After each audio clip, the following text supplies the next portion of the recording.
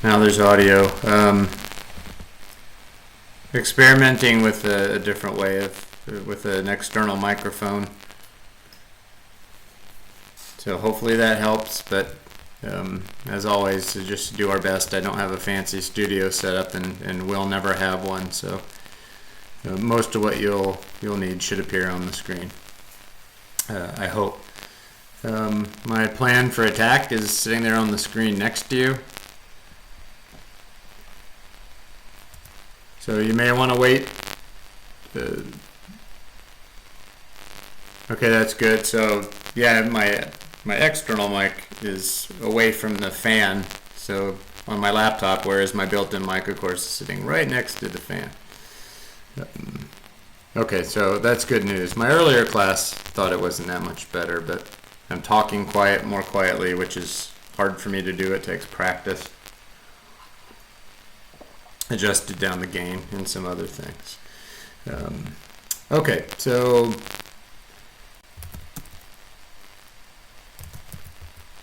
I'm adding a couple of notes for project 2. Let's see, this Sunday, let's see, so 14, 30, 12. So if you hadn't noticed, on the announcements page, I said I've moved all the deadlines to the Sunday of the week things are due. The reason I did that is because I know I've heard from a few people that you're having to pull extra shifts at work, and I didn't think everybody could still kind of reliably make it to the live broadcast. So this gives you some time to consume the videos that I'm posting, and then we'll start the grading process on the Mondays. So project 2, you get a couple extra days on that now that we wouldn't have when we were meeting live and having lab. The other thing about project 2,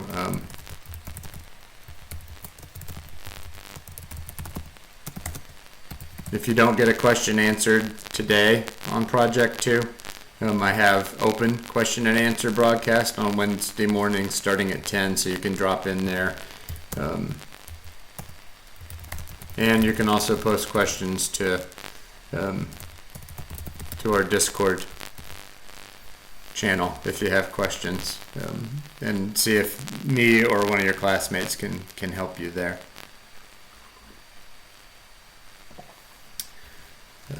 But I want to go ahead and what time do you end? What time do they end? So.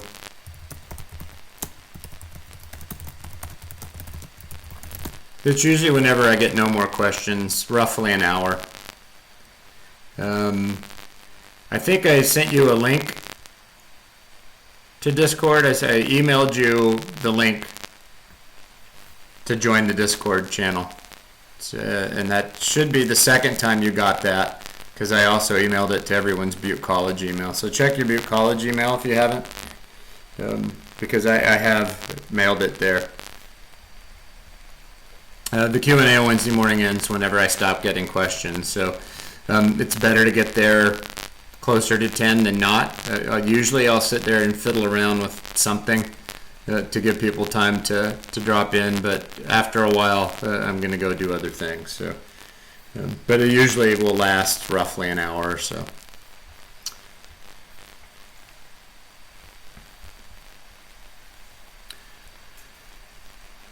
Email me again. I will.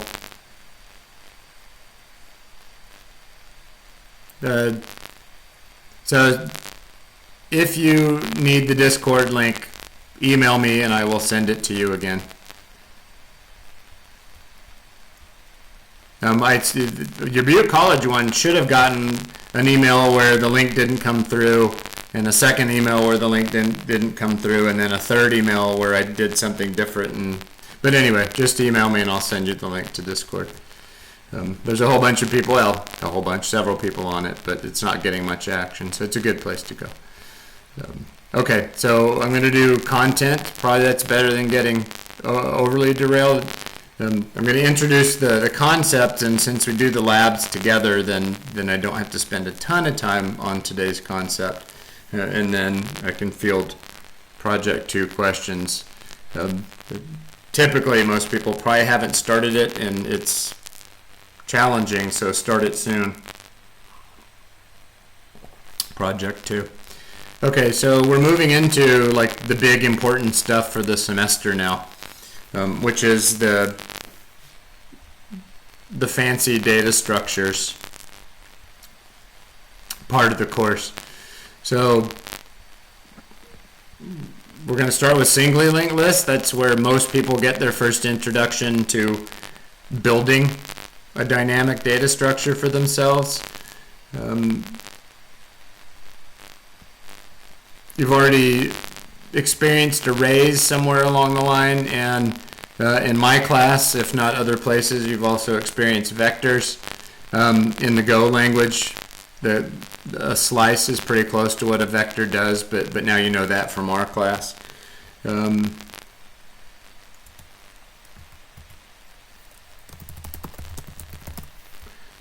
I grouped up array and vector just to put a few notes around it.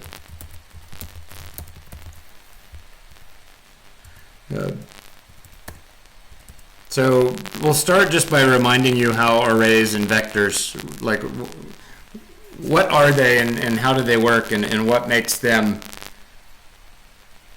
unique data structures. The main difference between them is that arrays are of a fixed size and vectors are dynamically sized. So you've seen this in Go, but in C++, and a lot of you have seen it in C++. So an array in C++ looks something like this.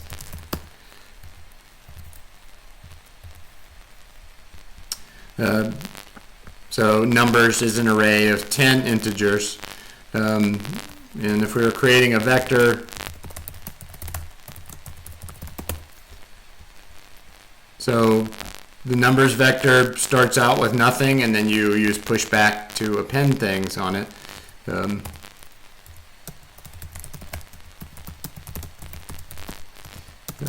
But just to get it in your head how they work. So one of the cool things about arrays and vectors is they allow what's called random access. And by random access, what I mean is without having to do any special work or any special looping or anything, I can just say numbers at index 3, and with arrays and vectors, that gets me to the 4th element without having to go through any steps to get there. What you're going to see when you experience a singly linked list is that you can't do this.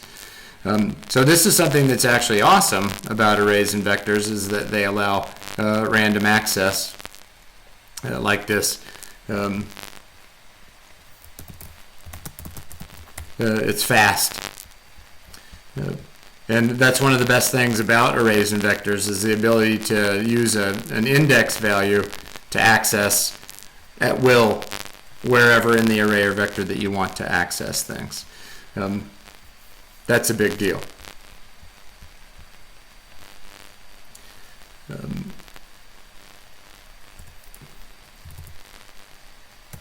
Let me put these in the other categories.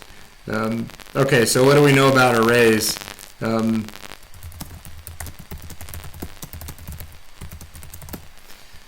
You cannot add things or remove things from an array. They're fixed in size, so they can't get bigger and they can't be made smaller. They are just what they are. So this integer array is 10. It will always be 10. Even if you don't need 10, this one is 10. Vectors, you can add things and remove things, but they're both expensive. And what I mean by that is the way vectors work in memory is they actually are arrays. And when you add something to a vector, you actually trigger an algorithm that has to create a brand new array, copy the contents of the old array into the new array, and that becomes your added to vector. So it's actually quite expensive to add things to vectors, because underneath the hood they're actually arrays, and a lot of work has to be done by the underlying code to resize a vector to be bigger.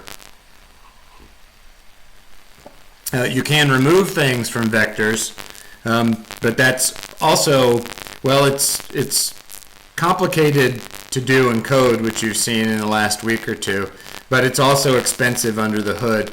And again, by expensive, I mean when you erase something from a vector, you trigger an algorithm under the hood that has to do a whole bunch of work to shift elements inside of the array. That's what actually a vector is. It has to do a whole bunch of work to shift elements. So everyone on Stack Overflow loves vectors because they're so simple to use. They work like arrays, and yet they're dynamically sized. But they're not always the best choice when you're trying to make software that performs well under strain. And by strain, I mean where a lot of data is coming in and a lot of data is going out. Vectors don't actually do that well. It feels like it when you do small examples, but at scale, they're not always a good choice. So we're adding in, let me move all this. No, I'll just leave it there.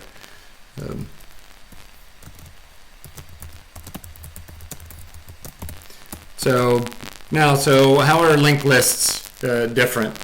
Oh, one thing that I assume that you already know that I haven't said, if you have an integer array, that's all you can store in there is integers. If you have a string vector, that's all you can store in that vector is strings. Linked lists have that same limitation that you can only store one kind of data in it. But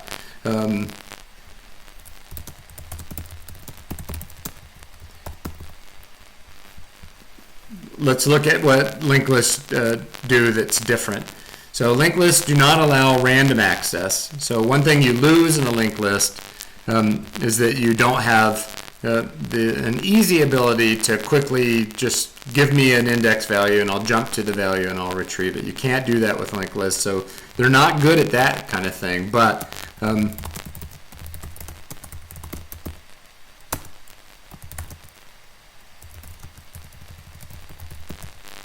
they're really good at adding and removing things.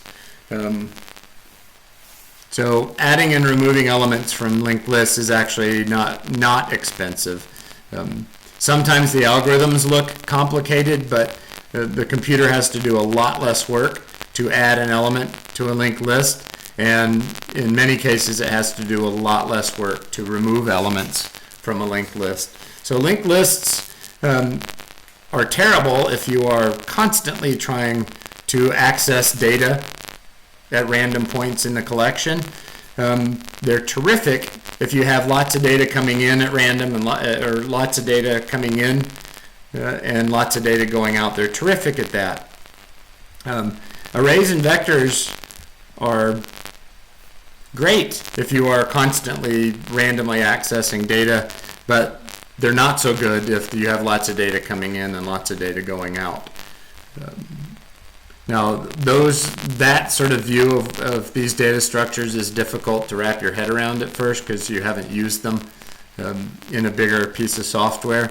But that's why we introduce new data structures, is because we have different problems to solve, and sometimes a data structure that's great for solving one problem is terrible for solving another.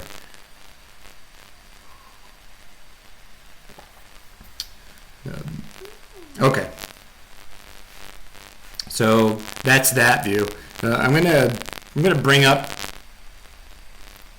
the Geeks for Geeks website here on the side. I'm gonna put this kind of over here where it's a little bit bigger. Okay, so before I try to draw pictures, I'm gonna take you to Geeks for Geeks. So you can search this website.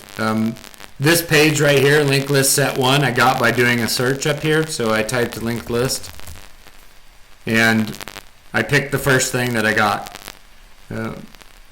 set 1. It actually opens your search in a separate window. So anyway, this is to try to avoid drawing pictures because I have ordered a Wacom tablet, but for now I don't have a good means to draw a pretty picture on the screen. So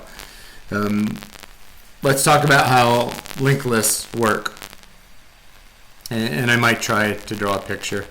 In fact, maybe keep that one in mind. I'm going to bring up my camera.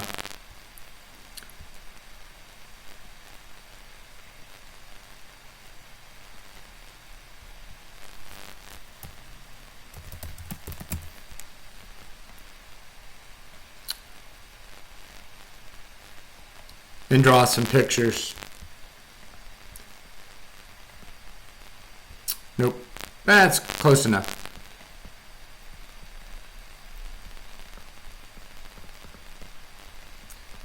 Okay, so sorry about the shadow. Except for I can't get the thing to show.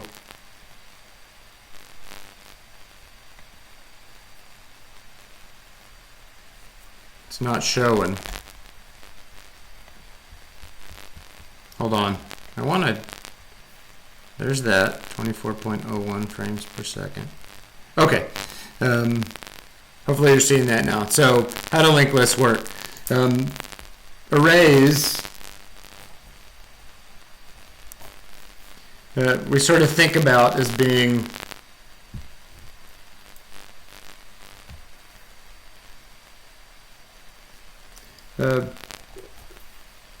a single unit that gathers together all of the elements that are inside of it, right? And we also think of vectors as being that way.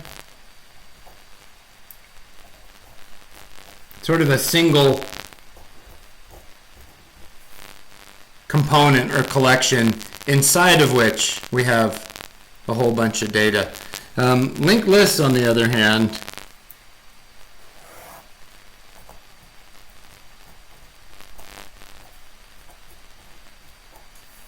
is conceptually a kind of a crazy, or in reality really, a crazy mess.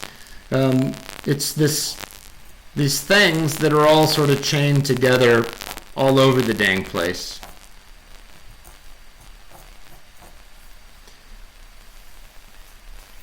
So there is an order to them. If you notice that this link connects in this direction to this link, which connects in this direction to this link, which connects in this direction to this link. So there is a sequence, but it's a little bit different than arrays and vectors, where there's sort of a single neat component. Linked lists is sort of this mess of things that have been chained together. We won't usually draw messy pictures of them like this, but in reality, when we create the links in the chain, we don't really have good control over where they appear in terms of the computer's memory. They just are where they are. And the way that we maintain order is we chain them together, one to the next. So that's what a linked list looks like. These pieces that I'm drawing right here, we call those nodes.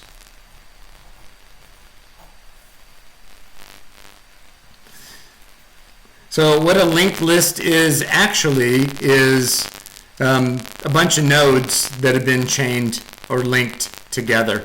So the reason why we call it a linked list is because we have linked nodes together in a sequence to build what we call a list, linked list. Kind of like a chain. Okay, so hopefully that makes some kind of sense. So one thing that I almost always say when I'm teaching this is there is no linked list. If you've seen the matrix, this is kind of like there is no spoon. There is no linked list. The linked list isn't anything. The linked list is just the word that we use to describe a chain of nodes that have been connected together. So the nodes are actually the thing. The nodes are what's important. Nodes are ultimately where we put data inside the nodes.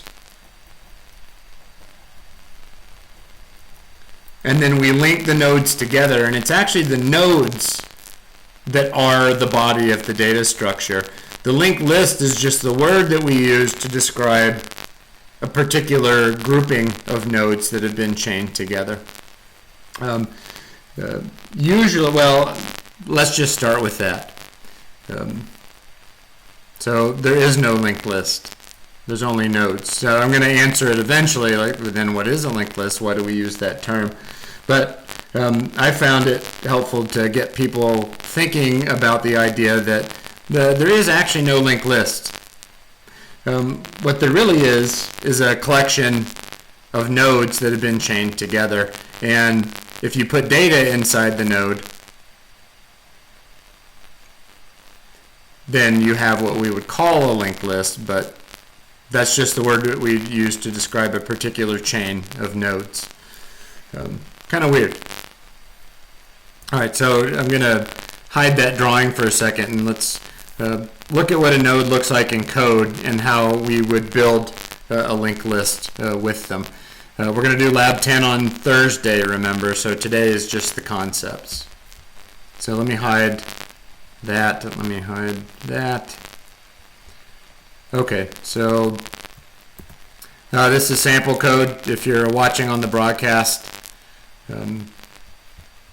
if you want to see me post this, just let me know when we get to that point. So let's see what that looks like in code.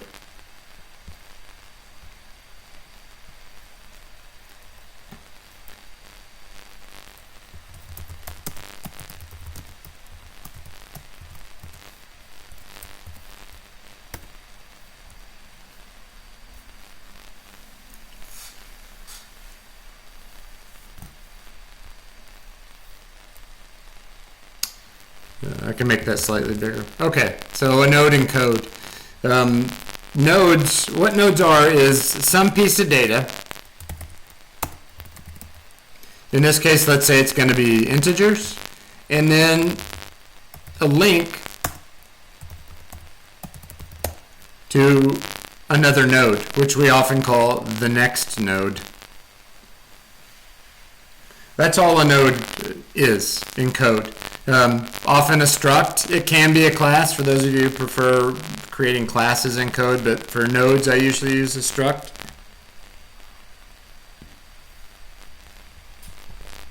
And we might call that an integer node. So that would be a node to contain an integer. We could make another node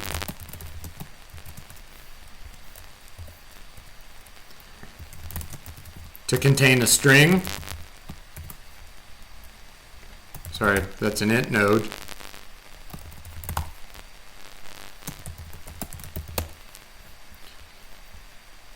So the process, yeah, let me save that as what?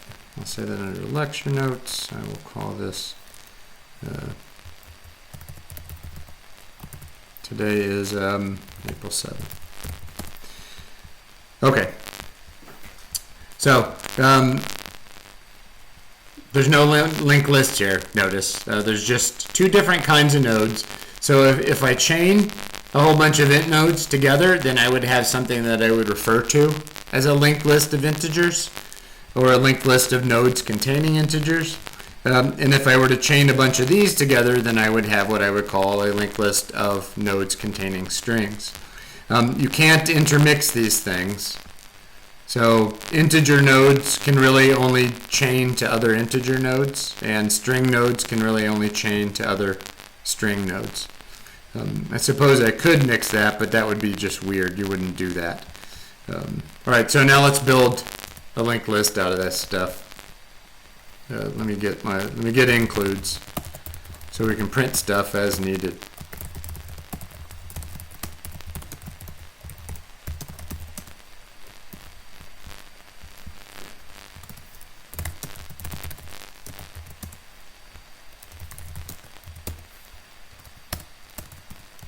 All right, so I'm going to make an integer node. Let's do a dynamic one. Yeah.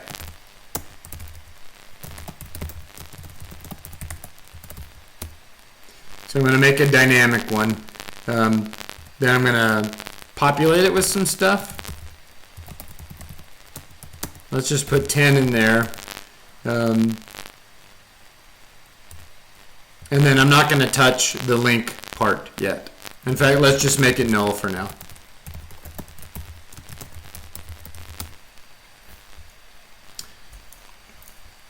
So if I were to draw a picture of that,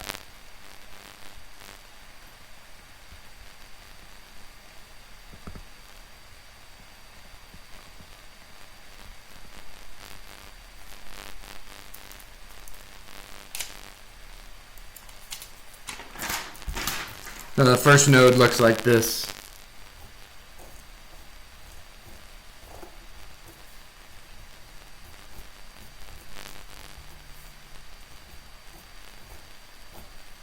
This is first node.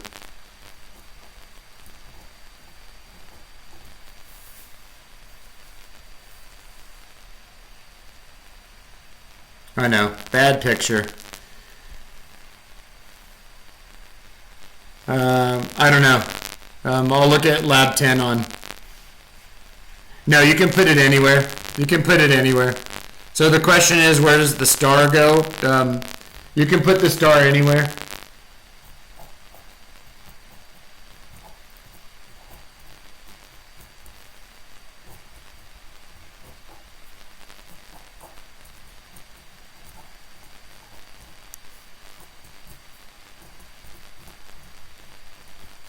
So you can butt it up against the left. You can actually put it in the middle with the space around it, or you can butt it up against the right.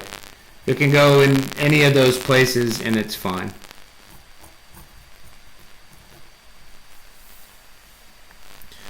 So you may see me doing it in different ways as long as the star is in between. Now typically what I like to do is that, because I think of pointer to int node. Okay, so this thing right here, that first node that I made, that's what it, if I were to draw a picture of it, that's what it would look like.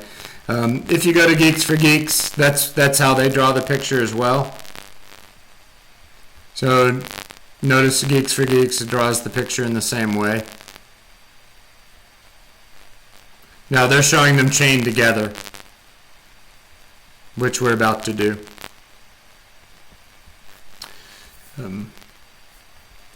Okay, so here we have a first node. I'm going to make a second node.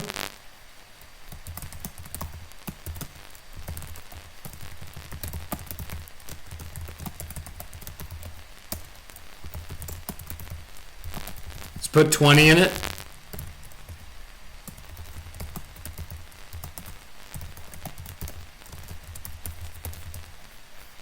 And then we'll null it out. So now I have, let's see if I can fit it on here. I'll just redraw them. I'll redraw them at the bottom. So I have first node.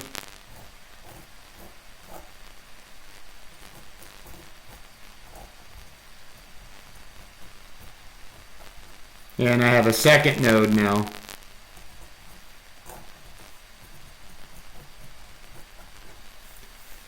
Completely separate from each other. It's not really focusing, is it? Probably because I have bad handwriting. But here's the one with 20. So that's the first node. Here's the second node, but they're completely detached from each other. So the next step is let's turn that into a linked list.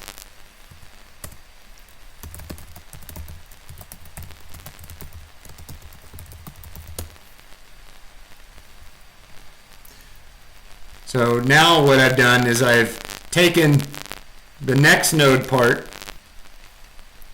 of this first node and I have connected it to this second node. So now what I have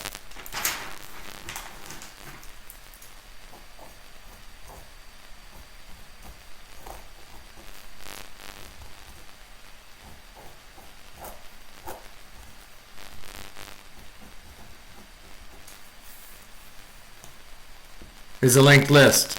But you do notice in code, there's nothing that says linked list. It's just nodes that I chain together, but nodes chained together, that's what a linked list is. So that's what I've made. I could do one of strings if I wanted, but let's make an improvement here to make life a little bit easier for string node. So do you notice how every time I create an int node, I populate the data field with some data and I null out the pointer, which you should always do. If you have a pointer somewhere in there, null it out. So every time I make an int node, I put some data in there and I null out the pointer. I put some data in there and null out the pointer as the initial state. And hopefully some of you will just immediately remember this. In C++, we have access to a special function that allows us to set the initial state of objects called a constructor. So I'm actually, for the string node, I'm going to make a constructor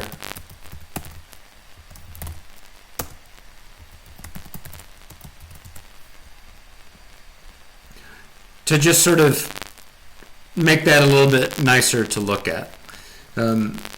So to build a string node, all I really need is the data part because I know I'm going to null the pointer.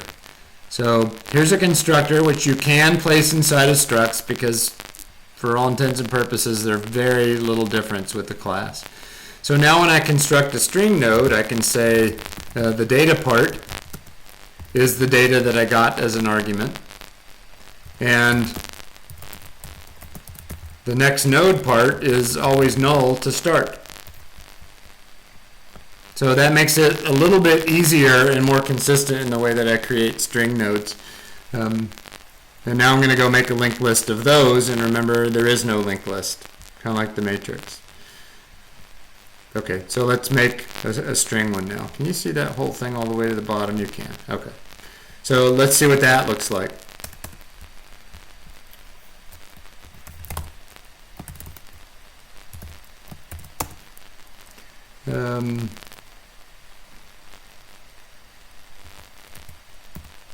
Let's call it string node 1. So now I have a constructor, which means I can pass some data, and let's just say apple for the first one. So notice I can now construct, I can do all the work for setting up a new string node using that constructor I just made, where I pass it some data.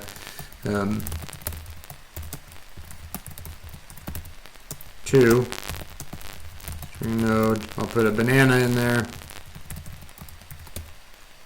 And then I will make a linked list of them.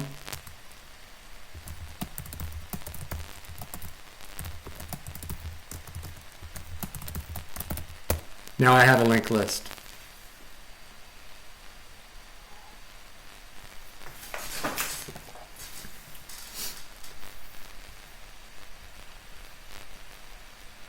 Hopefully that makes some sense. Okay, I'm in really good shape in terms of time, so I'm going to leave you with one thought, and then I'll open the floor up for questions. So I showed you the string node setup because you're going to see me do that again on Thursday. I personally think that those 2 lines for creating string nodes is much nicer than these 6, which is why I created the constructor. But I wanted you to see both of them so you could see kind of,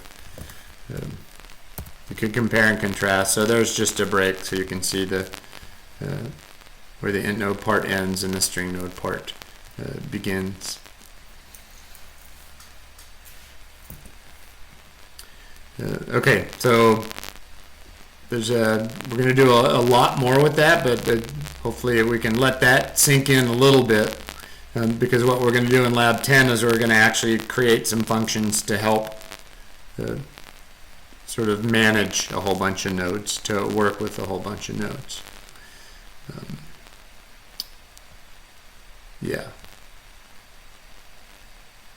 So I think I'm pretty happy with that. So I'm going to stop there. I don't think there's anything that you can really make use of for the lab or for Project 3. That's just concept stuff, and then on Thursday we'll add in, we'll begin to sort of get some behavior out of these things. No, let's do one thing, because it'll be fun. Let's do one thing. So let's, how do you process a linked list? So let's do one example of processing a linked list. So what you're going to see me do,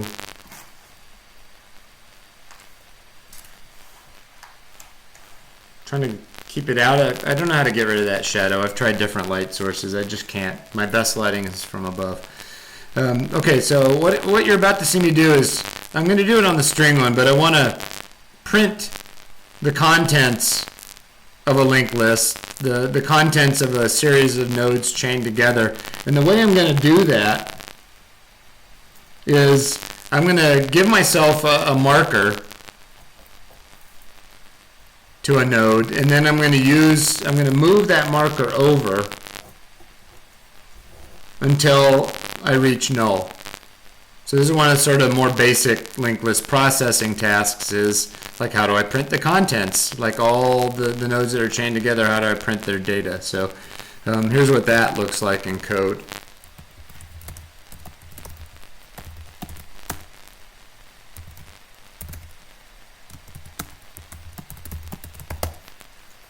This is kind of crazy looking at first, but this marker right here is not a new node. So notice I didn't say equals new node. What I said is it is the same as string node 1. So what I've really done is I'm pointing at the first node. That's what this is right here. I'm pointing at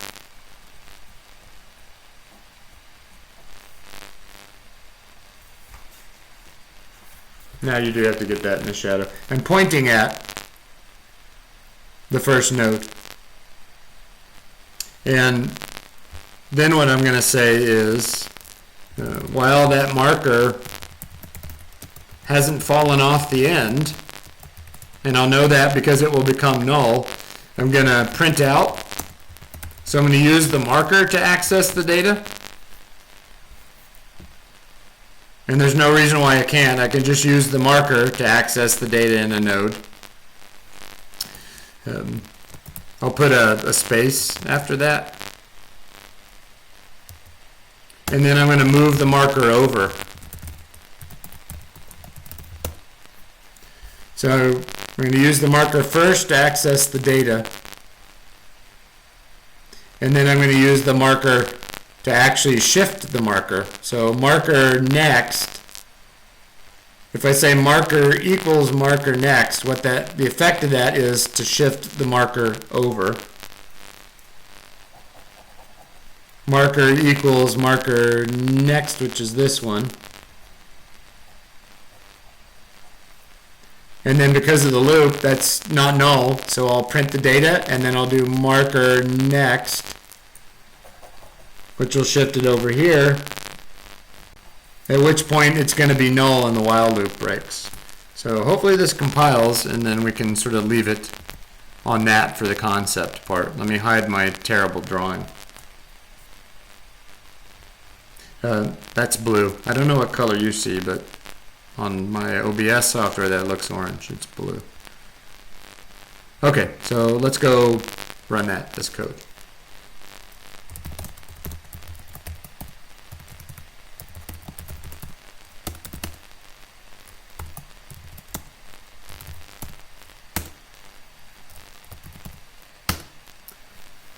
So there's my apple and my banana printing out. And then it stopped. That little percent sign is because I didn't put a new line character in, which I guess I can do in code after I print them all. On my terminal, if there's no new line, that's what happens.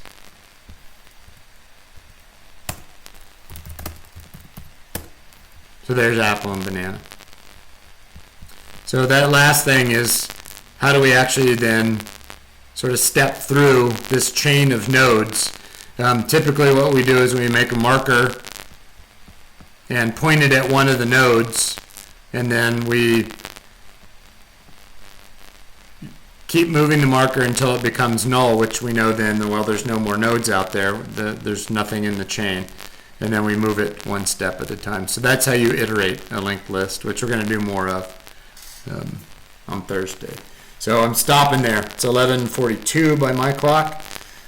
This is a good time for me to field project 2 questions if I can. If you don't have any, that's okay too. We'll cut out a few minutes early.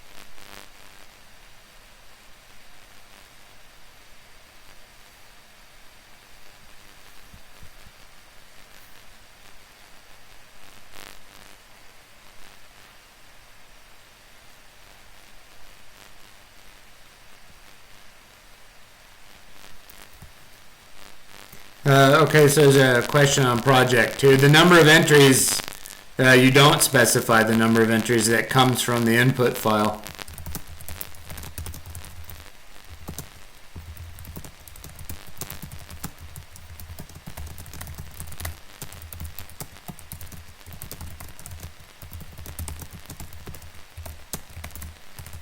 And you rely on the fact that you can get the size of a vector programmatically, meaning you can use the size function on the vector to tell how many entries you got. So you don't specify. Oh, okay, but maybe you're asking something different. Let me go look at the project 2. Oh.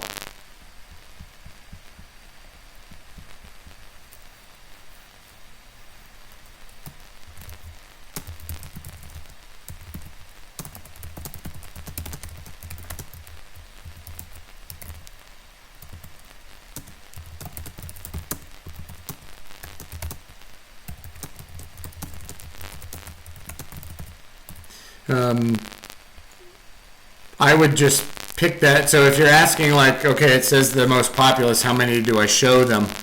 I would say just pick a number. 5 or 10 makes sense to me. And just so if they select, I want to see the most populous, you can say, here's the 5 most populous, or here's the 10 most populous.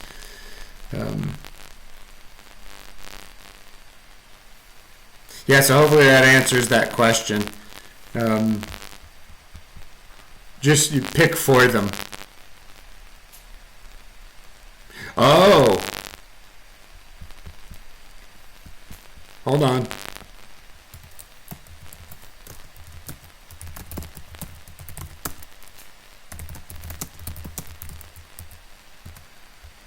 You're right, I was wrong. So, because that's on the assignment, the user gets to say, I want to see the most, the 10.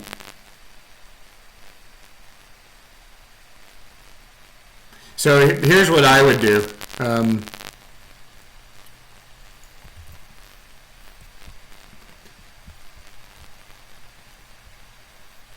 So you have like, you know, the menu, like view, most populous.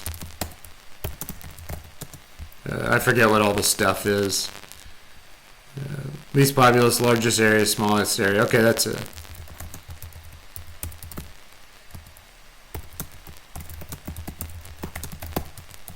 So you have all that menu of choices, and then you say like your choice, and then you have some switch on their choice.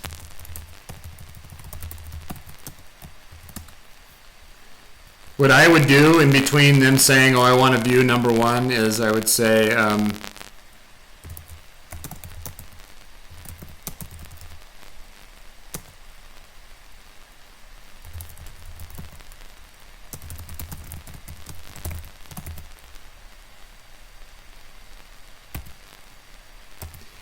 probably you should max them out here.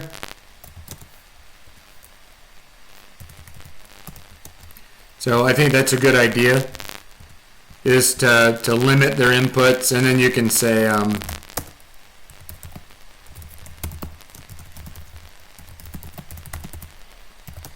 if you use CN Reader, then it'll just do that part for you.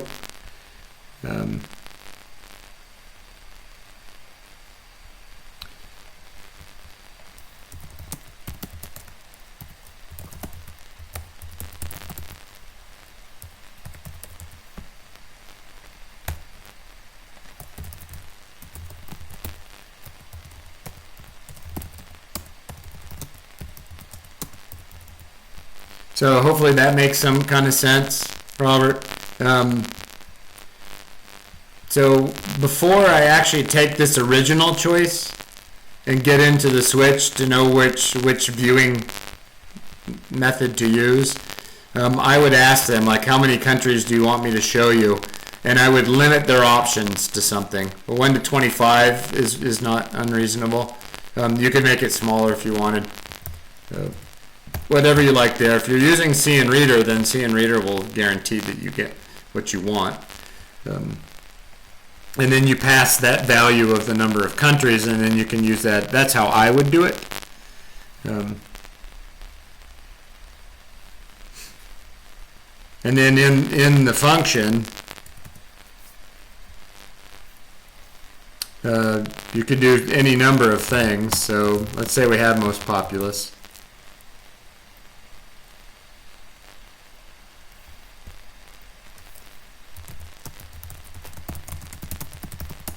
If you worked on it in a pair, then you send one project with both your names.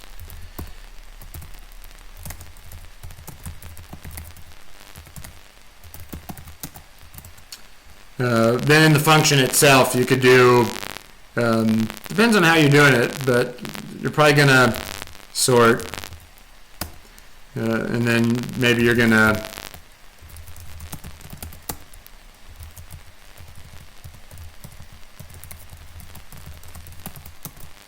right, this is pseudocode.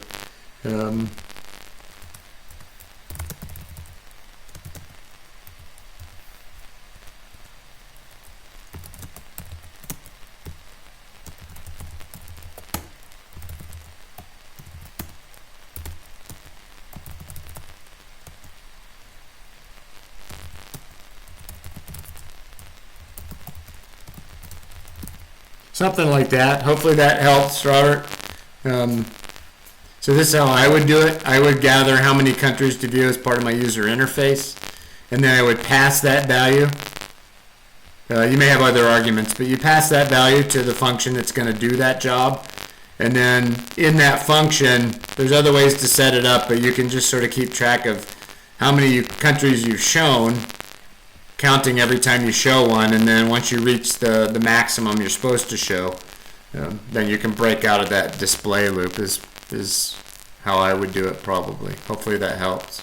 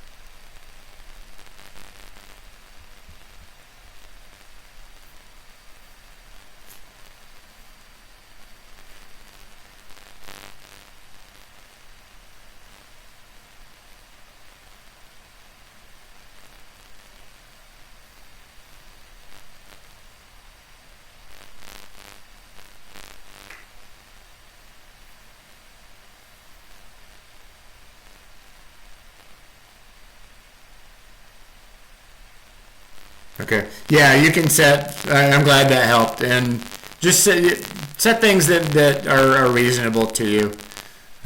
Like if 25 might be a lot because that's an awful lot of crud to show on the screen, so you might want to limit them, and you still sort of prove the point, right?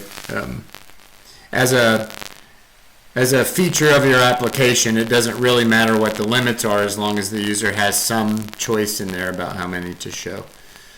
Is the point? So that would be fine. Yeah.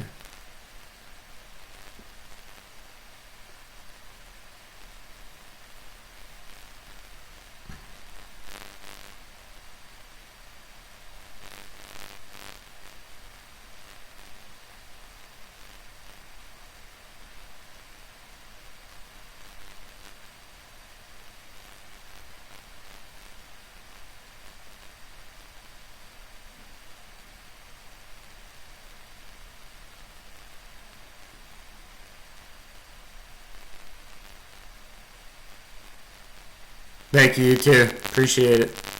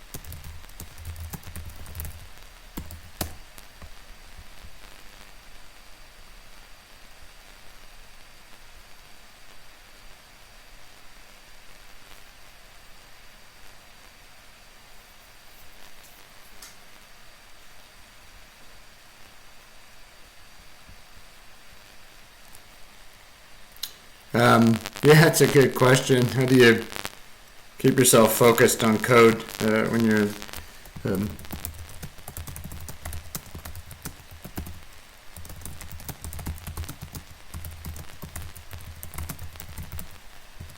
normally though, I'd say if I'm starting to lose focus, I usually just have to get up and step away after I find a good stopping place.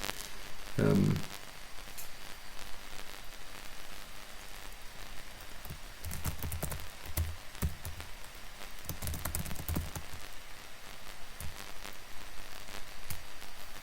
So the downside to that losing focus problem is that if you've waited until the last second, um, and you don't really have the option of stepping away, that's quite difficult.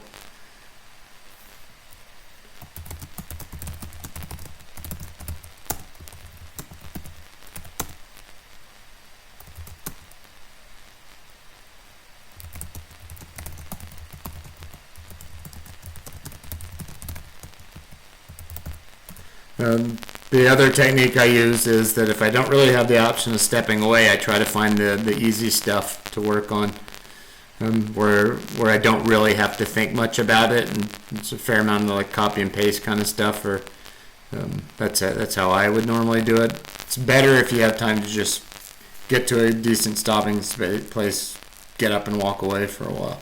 But if you can't, try to find the things that you know are pretty easy for you to do, and that way you don't have to expend brain energy on them for a bit.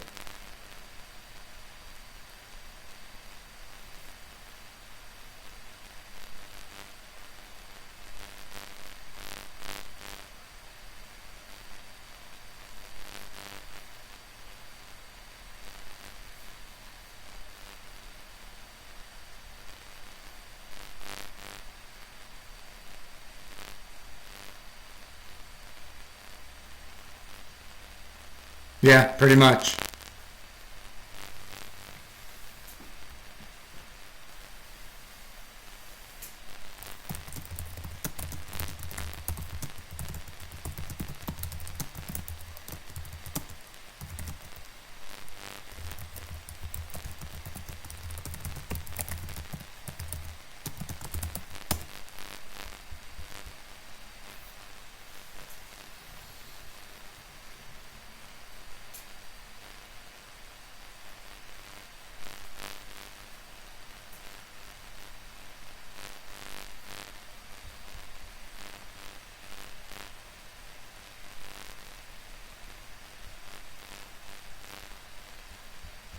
Okay, so I'm gonna sign off. Get a short break. I gotta rest my voice up for my afternoon class.